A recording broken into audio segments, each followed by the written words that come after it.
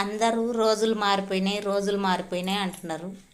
అమాసకు అమాస వస్తుంది, పుణ్యానికి పుణ్యం వస్తుంది, ఆరానికి ఆరం వస్తుంది. రోజులు ఎందుకు మారిపోయినాయి? మనమే మారిపోతున్నాం.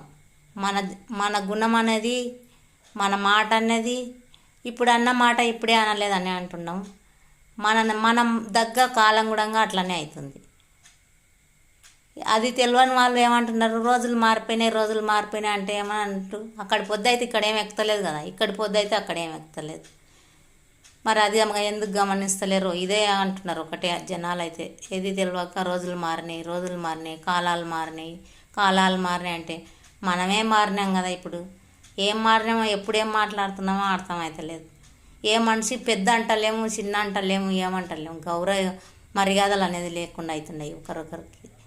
ఎప్పుడేం మాట్లాడుతున్నామో మనది మనకే అర్థం లేక మనం మళ్ళా వెంకటి మాటల్లో మాట్లాడుతున్నాం. వెంకటి మాటలు మాట్లాడుతున్నాం కానీ మా సుత్తిలో లేము మనం.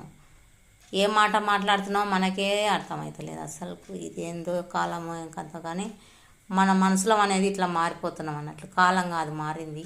ఒకసారి గమనించి మాట్లాడుకోండి. అందరూ గమనించి మైండ్ తోటి మాట్లాడుకోండి. ఇది